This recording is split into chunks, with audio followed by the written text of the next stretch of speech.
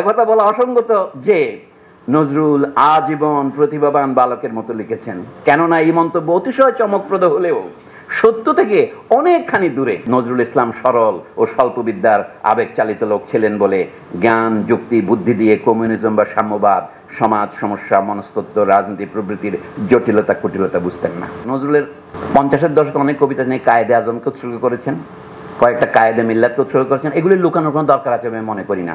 বেগম সুফিয়া কামালের 2 খণ্ড রচনাবলী হবে জিন্নাহর উপরে লেখা, এগুলি লুকাবার জন্য তৎপর কেন? এইটাকে বলে ইংরেজি বলে ইভিল কনসিয়েন্স। এটি হলো ব্যাড ফেথ। বাংলা বাক্য লেখায় আমাদের এখন সাংবাদিকেরাও ভুলে গেছে। যারা আহমদ শরীফকে দেখেন নাই অথবা আবু হেনা মোস্তফা কামালকে দেখেন নাই, এমনকি হুমায়ুন আজাদকে দেখেন নাই, তাদের জন্য এটা পরীক্ষার মতো, এমসিকিউ পরীক্ষার মতো। এই উদ্ধৃতি কার বলছেন? রবীন্দ্রনাথের এটা লেখা হয়েছে এই বাংলা একাডেমি থেকে 1992 সনে বেরিয়েছে বইটা। বইয়ের নাম আধার ও আধেয়। রবীন্দ্রনাথের প্রতিদ্বন্দ্বী করে তোলার চেষ্টা হয়েছিল যাকে, এদেশে যার অতিশায়িত মহিমা প্রচারিত হয়ে আসছে অনেক দিন থেকে, সেই নজরুল ইসলাম সম্পর্কে আলোচনা সমালোচনা রচিত হয়েছে। এই বাক্যের যদি কোনো অসঙ্গতি থাকে তার দায় আমার নয়, আমি হুবহু উদ্ধৃত করছি।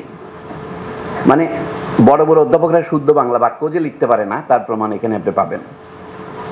একটা বিষয় লক্ষ্য করার মতো, বিসর্গ বা কোলন হওয়া উচিত। বাংলাদেশে নজরুল সমালোচকদের মধ্যে একটি অন্তর্গোত্রীয় সম্পর্ক বিদ্যমান। এই শব্দটা অন্তর্ন্যাশনালের মতো, অন্তর্গোত্রীয়। রটা আছে কিন্তু র্যাপ নয়। সাধারণত তারাই ধার্মিকের মোহ ও নিষ্ঠা নিয়ে আকৃষ্ট হন নজরুলের প্রতি। সমাজতান্ত্রিক বস্তুবাদীরা যাদের বলবেন প্রগতি বিমুখ দাঁড়ি।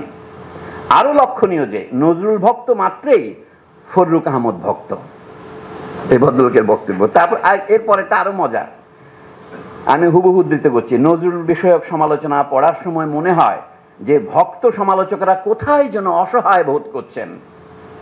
তাদের মনের গভীরে লুকিয়ে আছে একটি সন্দেহ যে নজরুল সম্ভবত খুব বড় কবি নন। তাই তারা যুক্তি, তর্ক, আবেগের সাহায্যে পৃষ্ঠা পরম্পরায় একটি কথাই ঘোষণা করেন যে কাজী নজরুল ইসলাম একজন মহাকবি। বাক্যটা দেখেন ইংরেজি বাক্যের অনুবাদের মতোই মনে হয়। যে বুদ্ধদেব বসু এই ধরনের লিখতেন, আমাদের প্রয়াত বুরহানুদ্দিন জাহাঙ্গীর এই ধরনের লিখতেন, এটা বাংলা গদ্যের একটা ধারা হিসেবে নিতে পারি। কিন্তু তার ভিতরের বক্তব্য স্টাইল ছাড়িয়ে যখন দেখেন তখন যেটা একটা দারুণ ধরনের হৃদয়ংসা কাজ করে, প্রায় জিঘাংসা বলা যায় এটাকে। এই পরিস্থিতিতেই আবু হেনা মুস্তফা কামালকে এই সমস্ত প্রবন্ধ লিখতে হয়েছে। এটা যদি আপনারা অনুগ্রহ করে মনে রাখেন তাহলে বোঝা যাবে কোনো মানুষকে চিনতে হলে তার অপরকে এটা বুঝতে হয়। তাকে লড়াই করতে হয়েছে বুদ্ধদেব বসুর সাথে, তাকে লড়াই করতে হয়েছে আহমদ শরীফের সাথে। আবার আহমদ শরীফ তার শিক্ষকও, খুব বেশি দূর শিক্ষক বা প্রায় সমসাময়িক। এই সমস্ত কারণে আমি জানি না তিনি মুনির চৌধুরীকে ভক্ত ছিলেন। তার আত্মজীবনীতে লিখেছেন, মুনির চৌধুরীর ক্লাস যদি না করতাম আমার মধ্যে শিক্ষক হওয়ার বাসনা জাগতো না। তার একটা ঘটনা হচ্ছে এরকম, অ্যানেকডোটাল কথা, যে উনি প্রথমবার অনার্স পরীক্ষা দেওয়ার সময় জ্বরের জন্য পরীক্ষা দিতে পারেননি, পরে তাকে পরের বছর পরীক্ষা দিতে হয়। তো দেওয়ার পর ফলাফল যা হয়েছে তো আপনারা জানেনই। কিন্তু তার নতুন ফলাফল হলো, তিনি প্রথম যখন পড়ছিলেন তখন মুনির চৌধুরী হার্ভার্ডে পড়তে গিয়েছিলেন, একটা MA ডিগ্রি করতে গিয়েছিলেন। আর তার MA ক্লাসে যখন ভর্তি হচ্ছেন 1 বছর পরে মুনির চৌধুরী ফিরে এসছেন। ফলে মুনির চৌধুরীর ক্লাস করার তার অভিজ্ঞতা হয়েছে। তখন তিনি বুঝলেন একজন শিক্ষক কী করে 50 মিনিট ছাত্রদেরকে গুণমুগ্ধ করে রাখেন, সেটা তার কাছে একটা অপূর্ব ব্যাপার মনে হয়েছিল। এবং তিনি যখন পড়ে তিনি বলেন প্রথম শ্রেণীতে প্রথম হয়েও 2বার তিনি কিন্তু চাকরি পাননি। তিনি অনেক বছর বেকার ছিলেন। পাবনা এডওয়ার্ড কলেজে 2.5 মাস চাকরি করার পর আবার বেকার হয়েছিলেন 8.5 মাস। তারপরে তিনি চাঁপাইনবাবগঞ্জের একটা কলেজে মাস্টারি করে খানিকটা অভিজ্ঞতা অর্জন করেন। তারপরে ঈশ্বরের কৃপায় 1963 সালে ঢাকা বিশ্ববিদ্যালয়ে আসেন। তাও বেচারা বেশি দিন থাকতে পারেনি, তাকে তো বিলেতে যেতে হয়েছে। তো বিলেত থেকে আসার পরে তিনি কী কারণে যেন রাজশাহী গিয়েছিলেন ঢাকা বিশ্ববিদ্যালয় থেকে ইত্যাদি। এই কাহিনীতে আপনাদের কোনো প্রয়োজন নেই, কিন্তু তাতে বোঝেন যে মুনির চৌধুরীর তার প্রভাব ছিল। মুনির চৌধুরী নানা বিষয়ে সমালোচনা করেছেন, নাটক লিখেছেন, নাটক অনুবাদ করেছেন। কিন্তু নজরুল ইসলাম সম্পর্কে তার বিশেষ লেখার খবর আমি জানি না। নিশ্চয়ই নিয়ে লিখেছেন কোথাও কোথাও। তিনি মীর মোশাররফ সম্পর্কে বই লিখেছেন, তুলনামূলক সাহিত্য লিখেছেন, সেখানে নানা রকমের ড্রাইডেন ও DL রায়। তার নিজে উচ্চশিক্ষিত লোক ছিলেন, সেটার প্রমাণ প্রত্যেক পদেই আছে। তো নজরুল ইসলাম সম্পর্কে যেই নৈতিক আবহাওয়া তখন বিরাজ করছিল, এটা ছিল একদিকে সৈয়দ আলী আশরাফদের, তার চেয়ে খারাপ যারা আছে তাদের কথা আমি বলতে চাচ্ছি না। গোলাম মুস্তফা সাহেব বলেছিলেন নজরুলের যেগুলো পাকিস্তানবাদী লেখা আছে মুসলিম, সেগুলিকে নিয়ে একটা সংকলন করা দরকার, হিন্দুগুলি বাদ দেওয়া দরকার। এগুলো নানা রকমের ব্যাপার আছে। তো তো এর মধ্য থেকে বেরিয়ে এখন মনে হতে পারে নজরুল সম্পর্কে আলাপ করা বোধ সহজ, তখন তো সহজ ছিল না। তখন আমি প্রশংসা করি এই জন্যই কবি আব্দুল কাদিরের সেই বৈরী পরিবেশেও কিন্তু 2-3 খণ্ড তিনি বের করার চেষ্টা করেছেন নজরুল রচনা বলে। এটা না হলে আমাদের এই আলোচনা করা যেত না। আমাদের জাত হিসেবে যেটা সুনাম আছে অকৃতজ্ঞতার, সেটার প্রকাশ আমরা পরে বাংলা একাডেমিতেও করেছি। যে 12 খণ্ড নজরুল রচনা বলে বের হয়েছে, সেখানে আব্দুল কাদেরকে যেন মনে করা হয়েছে একটা ফুটনোট। এটা আব্দুল কাদের সম্পাদিত বইয়ের পুনঃসম্পাদনের একটা ঐতিহ্য আছে, সেটা না করে আমরা নিজেরাই সাধনা করেছি। আমরা 12 জন লোকের নাম দিয়েছি। আমার মনে হয় এগুলির নৈতিক জবাব একদিন যাদের কাছে আমাদের দিতে হবে। যাই হোক, সময় আমি আর বেশি নিতে চাই না। মোস্তফা কামালের রচনাবলী থেকে আমি 2-1টা জিনিস আপনাদের সাথে তাহলে শেয়ার করি। যে প্রথম 2 প্রবন্ধ যা লিখেছেন, পরবর্তীতেও লিখেছে। আমার প্রস্তাব হচ্ছে বাংলা একাডেমির কাছে নজরুল বিষয়ক যে লেখাগুলো তার আছে, এটা নিয়ে একজন যোগ্য সম্পাদকের নেতৃত্বে একটা বই করা উচিত। তার একটা উদাহরণস্বরূপ নিজের ঢাক নিজেই পিটাই একটু। আমরা একটা বই বের করেছি আমার সম্পাদনায়, নাম হচ্ছে গরিবের রবীন্দ্রনাথ। এটা হচ্ছে আহমদ সোফা রবীন্দ্রনাথ সম্পর্কে যা লিখেছিলেন। আমরা প্রায় 16টি রচনা আবিষ্কার করেছিলেন। রবীন্দ্রনাথ সম্পর্কে কোনো বই করেননি, কিন্তু তা একটা বইয়ের মর্যাদা পেয়েছে। এখন সকানিক পৃষ্ঠা হলে তো বই হয়, কি বলেন? 52 পৃষ্ঠা হলে তো বই হয়। তো বাংলা একাডেমিতে একটা আপনারা করতে পারেন। আচ্ছা, এটা হচ্ছে আমার এবার যাকে বলা বিনীত প্রস্তাব। এখন তার প্রবন্ধ থেকে 2-1টা না পড়লে তো বক্তৃতা মাঠে মারা যাবে। আমি প্রবন্ধের 2-1টা অংশ দিয়ে শেষ করি। শিল্পীর রূপান্তর, তাতে যে তার প্রবন্ধের ভঙ্গিটা শুধু আমি দেখাচ্ছি আপনাদের। এটার নাম হচ্ছে নজরুলের কবিতা আরবি ফার্সি শব্দ। সেখানে তিনি যাদের সাথে তর্ক করেছেন তাদের একজন হচ্ছে সৈয়দ আলী হাসানের ভাই সৈয়দ আলী আশরাফ। উনি লিখছেন, সঞ্চিতার সবগুলো কবিতা পড়ে গেলে দেখতে পাই যে নজরুলের ভাষা ও ভাবধারায় হিন্দু প্রভাবই প্রবল। আশরাফ সাহেব বলছেন, এই বই নজরুলের বিভিন্ন সংকলনে পাওয়া যায়, কারণ এটা বহুল একটা ক্লাসিক লেখা হিসেবে লোকে পড়ে আমি দেখলাম। এবং তিনি যদি পণ্ডিত লোক, আপাত দৃষ্টিতে তিনি আপনাকে কিছুটা আপনার মনোরঞ্জনই করবেন, কিন্তু সত্যের সাথে তার দেখা আছে কিনা সেই প্রশ্ন তুলবেন না। সাধারণভাবে আরবি ফার্সি শব্দ ব্যবহার করলেও নিজস্ব মনোভাব ও অনুভূতি প্রকাশের জন্য তিনি আশ্রয় খুঁজেছেন হিন্দু উপকথা থেকে সংগৃহীত উপমা ও চরিত্রে। তিনি সাহায্য নিয়েছেন সাধারণ হিন্দু সমাজের ও ওই শিক্ষায় শিক্ষিত মুসলিম সমাজের ভাষায়। এটা ভয়ানক ধরনের, আমি বলি কি, হৃদয়ংসা প্রসূত কথা। এটার বিপরীতে হুমায়ুন কবিরকে আমি মনে করি, এটা আমাদের প্রস্তাব। আপনারা দেখেন, আবু হেনা মুস্তফা কামালের সমগ্র নজরুল বিচারের একটাই হচ্ছে পাঠাতন, সেটা হচ্ছে হুমায়ুন কবিরের বাংলা কাব্য।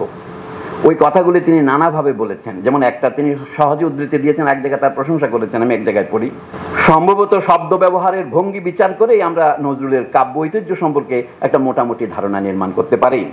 তবে কোনো সিদ্ধান্তে পৌঁছানোর আগে 2জন পূর্বগামী সমালোচকের মন্তব্য এখানে উল্লেখ করা প্রয়োজন। অধ্যাপক হুমায়ুন কবির এই প্রসঙ্গে লিখেছেন বা বলেছেন, ঐতিহ্যের লঙ্ঘন তিনি করেননি। পুরাতন পুঁথি সাহিত্যের আবহাওয়ায় লালিত বলে বাংলার বিপুল মুসলমান কৃষক সম্প্রদায়ের সঙ্গে তাঁর সহজাতীয়তা। ভাষা ও ভঙ্গিতে নজরুল ইসলামের কাব্যে যে বিপ্লব ধর্ম, পুরাতন ঐতিহ্যের পুনরুজ্জীবনের মধ্যেই তার পরিচয় মেলে। কিন্তু নজরুল শুধু পুরাতন ঐতিহ্যের পুনরাবৃত্তির মধ্যে কাজ শেষ করেননি, তিনি সেটাকে ব্যবহার করেছেন যে শিল্পীরা করে থাকেন। ঐতিহ্যকে পুনর্নির্মাণ করার জন্য তিনি লিখেছেন। এবং সৈয়দ আলী আশরাফের মন্তব্যের বিরোধিতা করার জন্য নজরুল থেকে কয়েকটি উদ্ধৃতি উনি সংগ্রহ করেছেন। ইচ্ছা করলে আমরা আরও উদ্ধৃতি সংগ্রহ করতে পারবো।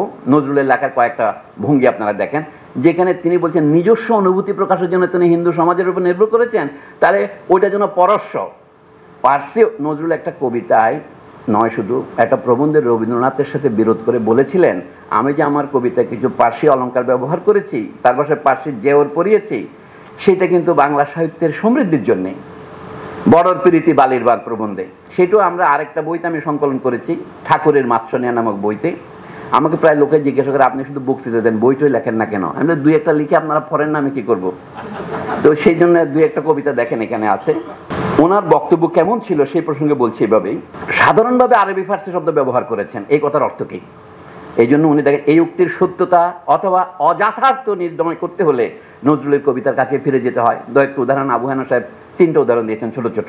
একটা হচ্ছে ফাতেহা ই দুয়াজ দহম 20-এর বাসিতে আছে, সেখানে বলছেন, চলে আঞ্জাম দোলে তাঞ্জাম খোলে হুর পরি মরি ফেরদৌসের হাম্মাম টলে কাকের কলসে কাউসার ভর হাতে আব জম জম জম। আরেকটা হচ্ছে দিল দরদি ফণি মনসায়, আবছা মনে পড়ছে যেদিন সিরাজবাগের গুলবুলি, শ্যামল মেয়ের সোহাগ শ্যামার শ্যাম হলে ভাই বুলবুলি, কালো মেয়ের কাজল চোখের পাগল চাওয়ার ইঙ্গিতে মস্ত হয়ে কাঁকন চুরির কিঙ্কিনি ঋণ ঝিনগিতে। এখানে ছাপা কিছু ভুল টুল আছে, আমাকে ক্ষমা করবেন, কারণ আমি ঠিক বিশেষজ্ঞ নই, যেমন ভুল আছে তেমনই পড়ছি। আর এটা 3 নম্বর হচ্ছে যুগের আলো, ফণী মনসা থেকে আছে। নিদ্রা দেবীর মিনার চুরে মুয়াজ্জিনের শুনছি আরাব, পান করে নে প্রাণ পেয়ালায় যুগের আলোর রৌদ্র সারাব। উষায় যারা চমকে গেল তরুণ রবির রক্ত রাগে, যুগের আলো তাদের বল প্রথম উদয় এমনি লাগে। কোথায় যে হিন্দু কোথায় যে মুসলিম এই ভেদাভেদ এখানে থাকে না। আরেকটা হিন্দু মুসলিম ভেদাভেদ না থাকার উদাহরণ হচ্ছে আসছে এবার অনাগত প্রলয় নেশায় নৃত্য পাগল, সিন্ধু পারের সিংহদ্বারে ধমক এনে ভাঙল আগল। মৃত্যু গহন অন্ধকূপে মহাকালের চণ্ডরূপে, ধূম্রধূপে বজ্রশিকার মশাল জেলে আসছে ভয়ঙ্কর, ওরে ওই হাসছে ভয়ঙ্কর। তোরা সব জয়ধ্বনি কর, তোরা সব জয়ধ্বনি কর, এটা সকলেই জানেন প্রলয় উল্লাস থেকে। আরেকটাতে আবার অন্য রকমের ব্যবহার দেখাচ্ছেন, এগুলো সব আবু হানিফার চয়ন করা। উনি বলছেন তখন যে ধ্বংসের ডম্বরু বেজে ওঠে তার মূল নটরাজের একটি পরিচিত চিত্রকল্পে প্রতিষ্ঠিত। কিন্তু যখন শুনি এই লাইনগুলি, ফিরি করে ফেরে সাজাদি বিবি ও বেগম সাব, চাঁদ মুখের নাই নাকাব, শূন্য দোকানে পসারিনি, কে জানে কি করে বিকি কিনি, চুরি কঙ্কনে ঋণী ঝিনি, কাঁদিছে কোমল করি রেকাব, অধরে অধরে দর কষাকষি নাই হিসাব, হেম কপল লাল গোলাপ। বাংলায় দেখেন আমরা খারাপ বলি, এখন বাংলায় বটা প হয়েছে, খারাপ বলি। কমরেড মুজাফর আহমদ সবসময় কিন্তু বতে লিখতেন খারাপ, এইখানেও তাই আছে গোলাপ। এই আর কি। এখন দ্বিতীয় যে প্রবন্ধ তার, সেটা থেকে 2-1টা দিয়ে আমি শেষ করব। যেগুলো অপ্রকাশিত এখন ঢোকানো হয়েছে সেগুলিতে এত বানান ভুল, এগুলো উদ্ধৃতির অযোগ্য, সেগুলো একটু ঠিক করা দরকার মহাপরিচালক মহোদয়। আপনাকে আর বেশি উৎপাত করব না, তবে এটা বলে আমি শেষ করি। আচ্ছা, আরেকটা কথাও কবিতার মধ্যে এই প্রবন্ধটা আছে, এটার নাম হচ্ছে কাজী নজরুল ইসলাম। খুব সিম্পল, কাজী নজরুল ইসলাম ও জাতীয় মুক্তির আন্দোলন, এগুলি লিখলে মনে হবে যেন উদিচিরকেও লিখেছে এরকম মনে হবে আপনার। এরকম প্রবন্ধ আছে আর কোনার। একজন বিশিষ্ট সমালোচক, আমি কাজী নজরুল ইসলাম প্রবন্ধ থেকে পড়ছি, এটা শেষের দিকে। একজন বিশিষ্ট সমালোচক, উনি কিন্তু এই তো ভদ্রতার নাম লেখে নাই, বুদ্ধদেব বসু বলে লোকে পড়বে না, বুদ্ধদেব বসুর ভক্তরা হতে এখনো আমার উপর চেতে যাবেন, ঢাকায় তাদের অভাব নাই। নজরুল প্রতিভার মূল্যায়ন করতে গিয়ে আজ থেকে 36 বছর আগে লিখেছিলেন, মানে সেই 1977-এর আগে। এই বইটা বেরিয়েছে 1981-তে, প্রবন্ধ হতে কয়েক বছর আগে লেখা। ও আমার আরেকটা ঘটনা বলা হয় নাই, আবু হানিফা মুস্তাফা কামাল যখন আলাউল সাহিত্য পুরস্কার পেলেন 1977-এর দিকে হবে, তখন তার সাথে ফরিদপুরে যাওয়ার জন্য তিনি আমাকে নিয়ে গিয়েছিলেন, এইটুকু মনে আছে আমার। আমরা সার্কিট হাউসের অতিথি হয়েছিলাম তার সঙ্গে। উনি যে এত বড় অধ্যাপক সেটা তখন ওখানে গিয়ে টের পেলাম, ঢাকা টের পাইতাম না। সাহিত্য পরিষদ আমরাও খুব মানে আহ্লাদ পেয়েছিলাম। রুদ্র মোহাম্মদ শহীদুল্লাহ ছিল আমাদের ওই টিমে। তো কি বলছেন, উদ্ধৃতি, 36 বছর আগে লিখেছিলেন, উদ্ধৃতি, 25 বছর ধরে প্রতিভাবান বালকের মতো লিখেছেন তিনি, কখনো বাড়েননি, বয়স্ক হননি, পরপর তাঁর বইগুলিতে কোনো পরিণতির ইতিহাস পাওয়া যায় না। 20 বছরের লেখা আর 40 বছরের লেখা একই রকম। কালের পুতুল, 2য় সংস্করণ, 130 পৃষ্ঠা। এখন আবু হানিফার মন্তব্য দেখেন কি ভদ্র মন্তব্য, বলছে নজরুল কাব্যের উদাসীন ও অমনোযোগী পাঠকের কাছে এই মন্তব্য যথার্থ বলে মনে হতে পারে, কেননা প্রথম যৌবনের অগ্নিবীণার প্রতিশ্রুতি পরিণত যৌবনের মরুভাস করে পূর্ণতা পায়নি।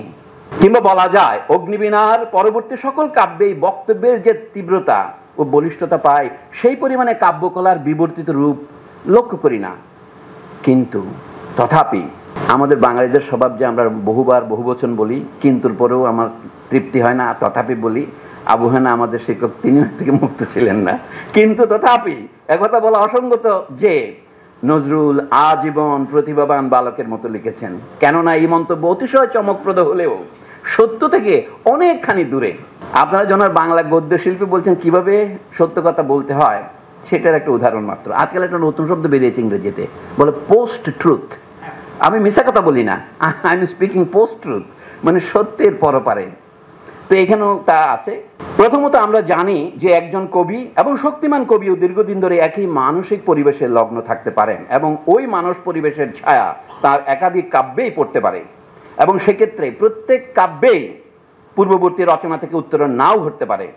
রবীন্দ্রনাথের সোনার তরী, চিত্রা, গীতাঞ্জলি, গীতিমাল্য, গীতালি কিংবা শেষ 10 বছরের কবিতা বলি কি তার উৎকৃষ্ট উদাহরণ নয়? এই দৃষ্টিকোণ থেকে বিচার করলে নজরুল প্রতিভার সীমাবদ্ধতা সম্পর্কে বুদ্ধদেব বসুর সিদ্ধান্ত অকাট্য বলে কখনোই গ্রহণ করা যাবে না। এই ধরনের অনেক উক্তি আছে, আমি বলছি বেশি আর না পড়ে আমি মোটামুটি একটা উদাহরণ দিলাম। এখন আমাদের যারা তার নতুন অনুসারী, আমরা যারা তার ছাত্রদের ছাত্র, তাদের মধ্যে এই যে ভদ্রমহিলা যার নাম মাহমুদা আক্তার, কিন্তু তিনি মাহমুদা পারভিন নামে বাংলা একাডেমিকে 2015 সনে একটা থিসিস বের করেছেন, এটা পিএইচডি পাওয়া থিসিস। সেখানে তিনি তার যে নজরুলকে অপছন্দ করাটা কীভাবে প্রকাশ করেছেন এটা দিয়ে আমি বক্তব্য শেষ করব। আবু হানা মুস্তাফা কামালের প্রবন্ধ সাহিত্য নিয়ে তিনি বইয়ের সবচেয়ে শেষে একটু আলোচনা করেছেন, ধরেন চতুর্থ বা শেষ অধ্যায়ে। তারপরে যেখানে আবু হানা একটু ভালো কথা বলেছেন, তখন তিনি বলছেন যে এটার একটা বিপরীত কথা তো আছেই। যেমন তিনি বলছেন, কালের পুতুলে বুদ্ধদেব বসু নজরুল প্রতিভার সীমাবদ্ধতা সম্পর্কে এই যে মন্তব্য করেছেন, তার বিরোধিতা করে বলিষ্ঠ ভাষায় ও উচ্চতম কণ্ঠে আবু হানা মুস্তাফা কামাল তার এই প্রবন্ধে জবাব দিয়েছেন। এই বাক্যের মধ্যে অসঙ্গতি আছে, সেটা আমরা পরে আলোচনা করব। মানে বাংলা বাক্য লেখায় আমাদের এখন সাংবাদিকেরাও ভুলে গেছে। আচ্ছা, তবে এখানে ওই যে সমালোচনা শতটাও ভুল ছাপা হয়েছে, তবে সমালোচনা সাহিত্যের দৃঢ় গ্রন্থি অনেকাংশেই সেখানে শিথিল। আবু হানার লেখা নাকি সেখানে শিথিল হয়েছে, যেহেতু বুদ্ধদেব প্রতিবাদ করেছে। এই জন্য আপনাদেরকে আমি দীর্ঘ বিরক্তি উৎপাদন করে উদ্ধৃতিটা পুরো পড়ে শোনালাম। এখন এবং ভাষা কিছুটা আবেগ তাড়িত। আপনি দেখেন এই আবেগ তাড়িত কথাটা আমরা পেয়েছি কোথায়? আহমদ শরীফের লেখায়। এবং শুধু কি সেখানেই পেয়েছি, পূর্বিতপর মালির ঘাড়ে আমার গুরু হজরত আহমদ সাফার লেখার মধ্যে ওই আবেগতাড়িত কথাটা আছে। অর্থাৎ নজরুল ইসলামের জসিমুদ্দিন দুজনেই ছিলেন আবেগতাড়িত। আবেগতাড়িত না হলে তো লেখায় আবেগতাড়িত না হলে আমি এই বক্তৃতা দিতে পারতাম না। কিছুটা খানিকটা আবেগ আছে, তা তো বটেই। আচ্ছা, নজরুলের গান সম্পর্কে একটু বলেই। নজরুলের গান বিষয়ে প্রবন্ধকারের বিবেচনা। নজরুলের গীত রচনা তার কবিতারই সম্প্রসারণ। মাহমুদা পারভিন বলছেন, গীত রচনার প্রথম পর্বে নজরুল উচ্ছ্বসিত, কিন্তু দ্বিতীয় পর্যায়ে সে আবেগ আতিশয্য অনেক সংহত ও সংযত। নজরুলের গানে অনায়াসে স্বাচ্ছন্দ্য লাভ করে হিন্দু পুরাণ আর মুসলিম পুরাণ। এটা আবু হানার বক্তব্য বলে তিনি প্যারাফ্রেজ করছেন, এটা আবু হানার বক্তব্যের সার কথা। তারপর তার বক্তব্য যোগ হচ্ছে, তার শিল্প সৌকর্য মানবিক ও অসাম্প্রদায়িক চেতনায় বিনির্মিত বলেই তা এত স্বচ্ছন্দ সাবলীল। এই বিষয়ে আরেক সমালোচকের মন্তব্য স্মরণ করা যেতে পারে। এই বলে এই বক্তব্যটা আনছেন, যেটা আমি আগে পড়ে শুনিয়েছি, আহমদ শরীফের বক্তব্য। নজরুলের তো লেখাপড়া ছিল না, নজরুল ইসলাম সরল ও স্বল্পবিদ্যার আবেগ চালিত লোক ছিলেন বলে জ্ঞান যুক্তি বুদ্ধি দিয়ে কমিউনিজম বা সাম্যবাদ, সমাজ সমস্যা, মনস্তত্ত্ব, রাজনীতি প্রভৃতির জটিলতা কুটিলতা বুঝতেন না। অন্যান্য আছে। তাহলে আমরা এখন কোথায় যাব? আমি বলছি, নজরুল সম্পর্কে আহমদ শরীফের সব লেখা পড়ে আমি যেটুকু বুঝেছি সেটা হচ্ছে আহমদ শরীফের মনোভাবটা পরিষ্কার বোঝা যায়। তিনি নজরুলকে ঠিক গ্রহণ করতে পারছেন না। অর্থাৎ নজরুল চেয়ারও হয়েছেন, তিনি নজরুলের বই লিখেছেন, এটা কোনো তার দায় নয়, এটা আমাদেরই দায়। আর হুমায়ুন আজাদ সাহেব তো নানা প্রবন্ধ লিখেছেন নানা সময়, সেগুলি যত কম উল্লেখ করি ততই ভালো। এখন এই অবস্থায় আমরা কি করি? প্রথমে একটা কবিতা দিয়ে শুরু করেছিলাম, আর একটা কবিতা দিয়ে শেষ করি। ওনার যে আত্মজৈবনিক কবিতা অনেক আছে, তার মধ্যে এখানে অগ্রন্থিত কবিতার মধ্যে একটা সুন্দর কবিতা দিয়ে শেষ করি। এটাই শুরু। অগ্রন্থিত কবিতার প্রথম ভাগে আছে, এই যে বলেছিলাম কি নাম, আমিরুল মোমেনের যে তালিকা, তার মধ্যে এই কবিতাগুলো আছে, কিন্তু এবং দ্বিতীয় খণ্ডেগুলি নেওয়া হয়েছে। একটা কবিতার নাম হচ্ছে কোনো কবির প্রতি, এটাও নজরুলের দিকেই লেখা। আরেকটা কবিতার নাম হচ্ছে বিদ্রোহী কবিকে, এটাও কেন উনি বইতে নেননি। তবে আরও মজার নজরুলের 50-এর দশকে অনেক কবিতা নিয়ে কায়েদে আজমকে উৎসর্গ করেছেন, কয়েকটা কায়েদে মিল্লাতকে উৎসর্গ করেছেন। এগুলি লুকানোর কোনো দরকার আছে আমি মনে করি না। বেগম সুফিয়া কামালের 2 খণ্ড রচনাবলী হবে জিন্নার উপরে লেখা, এগুলি লুকাবার জন্য তৎপর কেন? এইটাকে বলে ইংরেজি বলে ইভিল কনসিয়েন্স। এটি হলো ব্যাড ফেথ। আপনি যা করেছেন সেটা আপনাকে ডিফেন্ড করতে হবে। এবং আবু হানা সম্পর্কে যে কথা আমি আজকে আলোচনা করব না, কিন্তু ভবিষ্যতে আপনারা আলোচনা করতে পারেন, তার নিজের নির্জনে নামক যে ডায়েরি, তার অনেক মারাত্মক বিষয় আছে। অনেকে তার বিরুদ্ধে অভিযোগ করেছেন যে তিনি তো পাকিস্তান বাহিনীর সাথে সহযোগিতা করেছিলেন যুদ্ধের সময়, যেই জন্য তাকে বন্দী করা হয় এবং যে কারণে তাকে চট্টগ্রাম বিশ্ববিদ্যালয়ে যেতে হয়। সেইটার যে ব্যাখ্যা তিনি লিখেছেন, আমি মনে করি একটা শ্রেষ্ঠ প্রবন্ধ এটা, নিজের নির্জনে। তিনি তার বন্ধুরা তাকে বহুদিন রেডিওতে গান গাইতে দেয়নি। উনি বলছেন, আমার বন্ধুরা সকলেই জানতেন আমি ইচ্ছা করে সেখানে সহযোগিতা করি নাই। সৈয়দ মতিউর রহমান পাকিস্তান বাহিনীর লিয়াজো অফিসার, যারা আমাকে আইসা 4 জন ধরে নিয়ে গিয়েছিল, 4 জন সৈনিক, 1 জন অফিসার এসে, তারপর 2 দিন পরে এসে আমার বাসায় আমাকে ধরে বলে কি, if you have to live, you have to be safe and secure, you have to do some programs for us in radio Pakistan. Abu Hana সে যে স্বগতুক্তি, এটা ট্রাজিক হিরোর মতো দেখবেন আপনাদের। অ্যান্টিগনি নাটকে যে জিনিস দেখা যায় ঠিক হুবহু সেই জিনিস আছে। আমি সময়ের জন্য এটা পড়বো না, তবে কাজী নজরুলকে লেখা তার কবিতাটা দিয়ে শেষ করি। এটার নাম ঝড়। তখন অনেক চোখের তারায় ছিল আকাশের স্বপ্ন, কান্নায় ভেজা কল্প পালকে কত হৃদয়ের বর্ণ, ছড়াতো খবর হয়তো বা কোনো স্বপ্ন প্রিয়ার জন্য। মাটির স্বপ্ন তবু তো ছিল না নয়নে, রাতের আধার মরা পৃথিবীতে ছড়াতো গভীর কুয়াশা। মোমের মতন মনের মিনারে কালো আকাশের গ্লানিমা মেলে দিত ডানা। নীড় বাঁধবার তবু অকারণ দুরাশা গাঢ় আনন্দে ভরে দিত এই ভীরু মননের নীলিমা। সহসা সেদিন দমকা বাতাসে ঝড়ের আবেগ শুনেছি, স্বপ্নের ভিড় টেলে তারপর এ মাটির বুকে নেমেছি। এগুলো তার কম বয়সের কবিতা, বোঝা যাচ্ছে, কিন্তু তার মধ্যে তার আবেগ এবং সত্যটা আছে। নজরুলকে উৎসর্গ করা এটা, ঝড়, কাজী নজরুল ইসলামকে। ঝড়ের আবেগে মিশে গেল আকাশের নীল বর্ণ, তবু তো কখনো সূর্যের আলো ছড়ালো নতুন ঘোষণা। দুরন্ত ঝড় এবার নয়নে আনলো মাটির স্বপ্ন, ঝড়ের বিকাশে মন ফিরে পেল চেতনা। ঝড় এসেছিল, দিগন্ত ছুঁয়ে এসেছিল ঝড় বন্য, কেঁপে উঠেছিল স্ফটিক আকাশ, নিবিড় নীল অরণ্য। তারপর এলো গাঢ় প্রশান্তি, সবুজ মাটির প্রান্তে শান্তি নামলো ভীরু মনন সীমান্তে। নতুন কবিরা এরকম অন্তমিল দেওয়ার জন্য উদ্গ্রীব থাকেন, এটা ক্ষমা করবেন আপনারা। সোনালী ধানের সুবাস এখন ছুঁয়েছে মাটির সীমানা, ছুঁয়েছে অনেক ক্লান্ত মনের মোহনা। তবু এখানে মাটির মানুষ জানে সেই ঝড় বন্য এনেছে নতুন মাটির স্বপ্ন লক্ষ মনের জন্য। ধন্যবাদ।